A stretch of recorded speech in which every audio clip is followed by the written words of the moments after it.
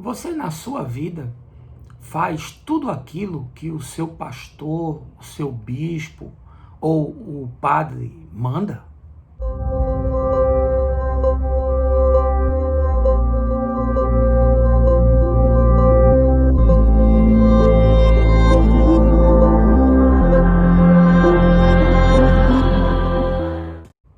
Ontem eu vi a notícia de que sacerdotes estão fazendo batismos com pistolas de água, aquilo que nós chamamos de pedobatismo, batismo de crianças. E assim o estão fazendo por conta da pandemia, para que nem a família nem o bebê se contaminem. Então o sacerdote se posiciona a uma certa distância, mira a pistola e dá esguichos de água sobre o bebê.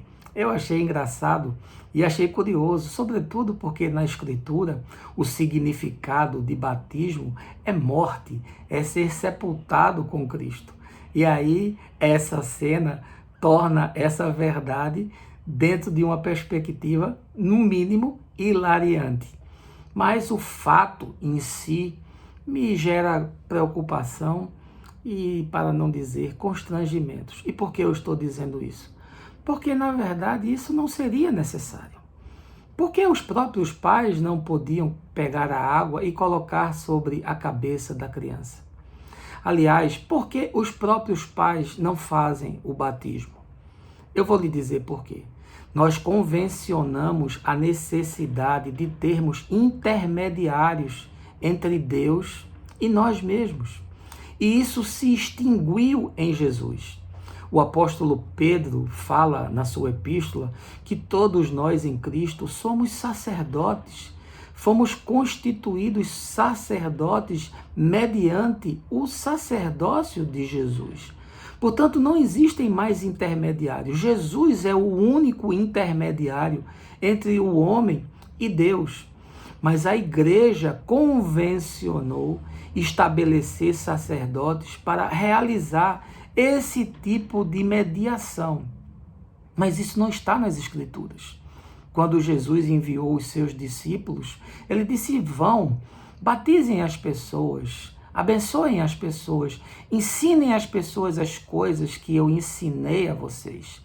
Jesus não criou nenhum tipo de hierarquia, não criou nenhum tipo de cartorialidade. Jesus não criou uma organização. Ele mandou que os discípulos fossem para a vida e que nos encontros humanos eles fizessem o bem, eles promovessem a paz, eles se solidarizassem com a dor, eles ajudassem as pessoas nas suas necessidades. A mudança se deu porque a igreja deixou de ser um organismo e passou a ser uma organização. E isso criou departamentos, isso criou jurisdições, isso criou hierarquias, mas nada disso está no Evangelho.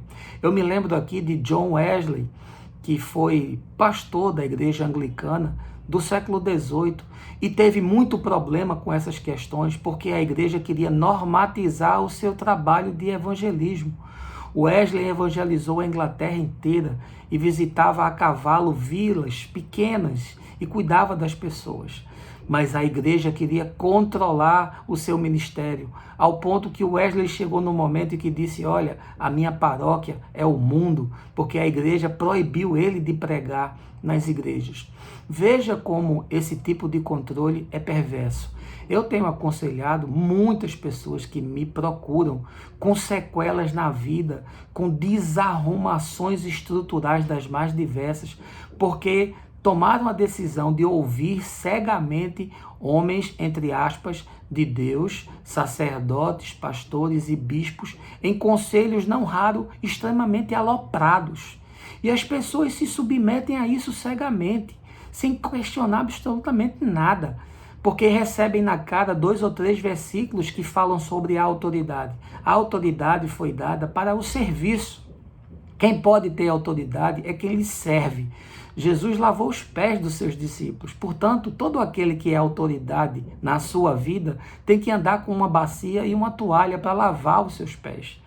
Qualquer pessoa que chegue para você com imposições, tentando controlar a sua vida, tentando invadir a sua privacidade, não tem o espírito do Evangelho. está se constituindo um tirano, um ditador, um controlador. E saiba, isso vai causar problemas. Eu encontro pessoas, inclusive, com problemas sexuais, por causa de conselhos loucos que ouviram de pastores.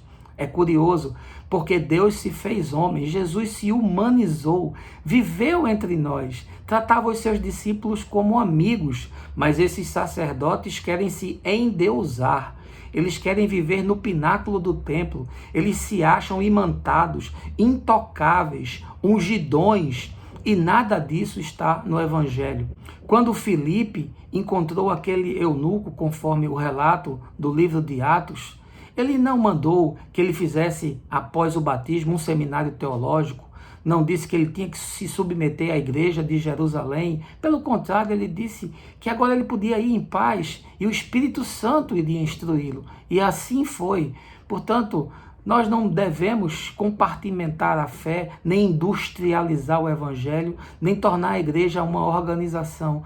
Tudo tem que ser livre, tem que ser leve, tem que ser simples, no amor, na graça, no poder e na justiça.